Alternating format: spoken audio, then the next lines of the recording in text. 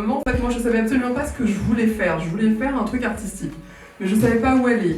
Et à l'école, franchement, j'étais pas guidée.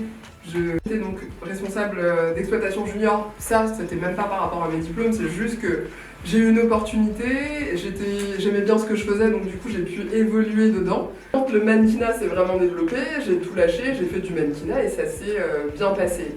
Mais à un moment donné, au bout de 16 ans, je me suis dit bon, qu'est-ce que je fais après? Et j'ai eu envie de faire de la télé.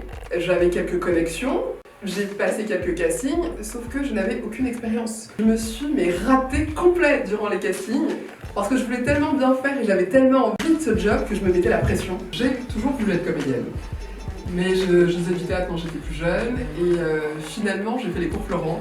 Et au cours Florent, on m'a dit mais tu sais que ça marchera jamais. J'avais vraiment ma place nulle part dans les catégories. Et là le mannequinat est apparu et c'est là où j'ai dévié et je suis partie dans le mannequinat.